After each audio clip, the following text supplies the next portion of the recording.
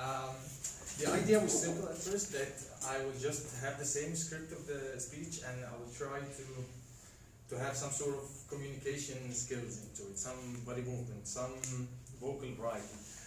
But when I saw the speech once again, I started to think differently, because at that time I had a genuine material to work on. I mean, being a teenager, being in the faculty in my first couple of years, that was a very colorful experience, but I didn't see it that way at that time. I don't know what happened, but actually I appreciate this period of my life, and so I think that maybe yes, I can add some sort of movement and so on, but also maybe I can review or highlight my life at the same point in a different manner. So, with no further delay, good evening everyone. Good evening. Experience. I wonder how can this word have I don't know, how can it ring in your ear? What kind of feeling that you have when you hear the word experience? For me, I find this meaning a bit tough. I evaluate it, or I see it as a harsh teacher. Or sometimes, yeah, it can be just like an artist, a man who's making a painting. Whatever it is, an artist or a tough thing, experience is shaping things, shaping people. And what I'd like to do in this presentation is just sharing with you some images of my life where I had some sort of experiences that shaped my character. And let me start with being a teenager, this colorful, actually, image of me as a kid. He's not a kid anymore, but he's not a grown-up man yet. And I remember at that time, I'm trying to make have anything new in me.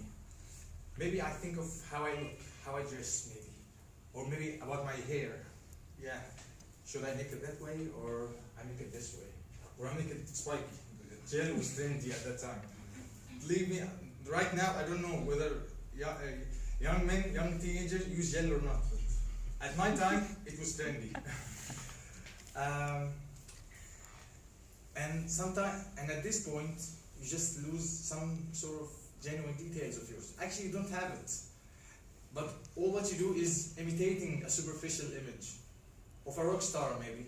Yes, I have a posters of rock stars at that time. Backstreet Boys were at the top of the world at that time. But then again, what is behind the look? I mean, yes, my hair is cool, my shirt is very nice, I'm leaving it wide open, so yeah, I look like I'm a trendy guy. But then, what's inside? And the idea or the thing about the era of being a teenager is quite chaotic. We're going just anywhere, and at this point you need a mentor or someone who can guide you the way. And I remember that at that time, the headmaster of my high school, her name was Shibli, Ahmed Shibli. He's dead now, Rabbana yarhamu. But actually, Mr. Ahmed had a major role in my life. He was very tough, man. He was always shouting, but he was shouting for our own sake. He loved us.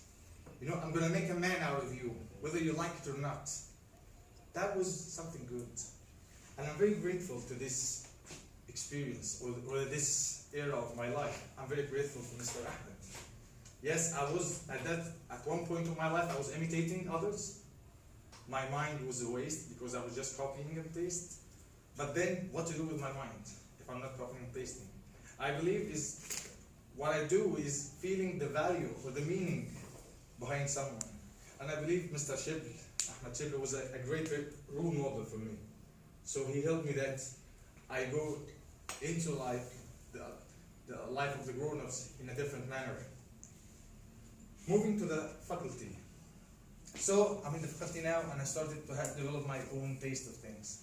I started to have my dressing style, my own taste of music as well. So Backstreet Boys, that's a little bit mainstream. Now I prefer to listen to the Beatles, a bit classic rock band, English one. And yes, I'm a big fan of their wrestling, WWE. I was a big fan of Stone Cold Steve Austin, my favorite wrestler. So right now I'm listing a favorite things that I have. This is my character, this is my favorite stuff. They are not trendy, so they are my favorite. They're favorite because I have my own taste. And yes, you develop your own world inside the world. It's quite good that you just exit reality and live in your own shell. But it's quite healthy that you can use to going back and forth, going into the shell and then see the world, what's going on in the other or in reality.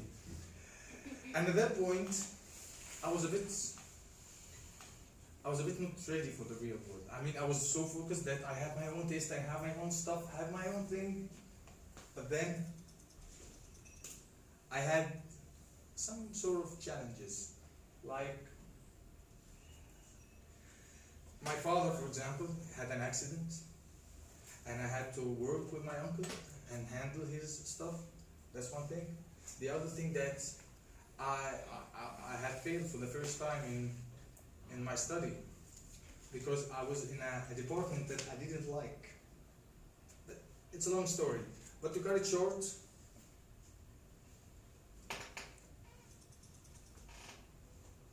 I was frustrated. I was always saying, why me? And I thought that was my right, that I live in my own bubble and everything would go fine. But it doesn't work that way. So, give it a shot again. Why don't you give it a shot once again? More and more and more. And then, eventually, I did a thing that I like. I wasn't accepted in architecture department at first. I applied for the second time and I was accepted.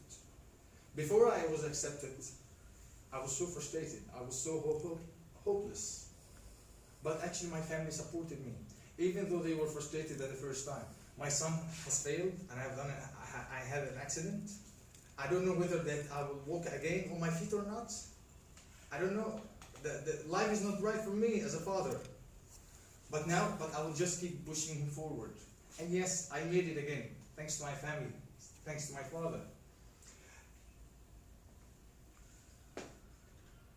I have a quote that I mentioned in the speech, and I would like to mention it again.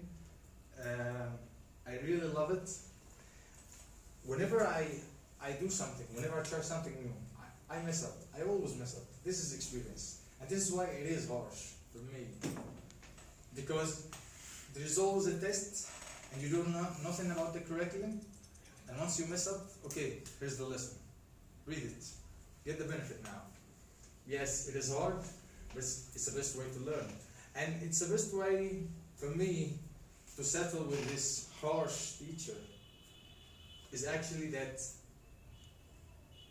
I give myself the chance, or give myself a little moment of peace that it is okay to make mistakes.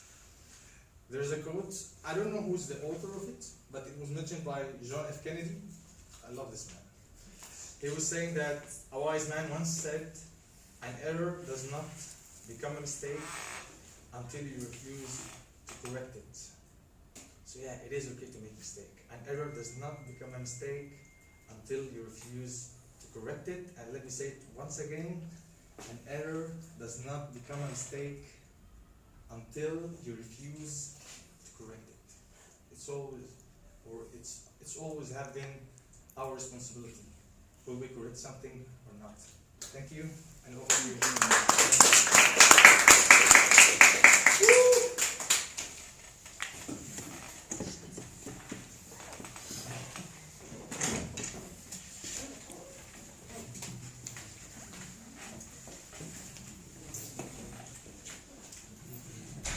So I know what you're thinking, sitting there, thinking, oh my God, these are really good speakers. Yes.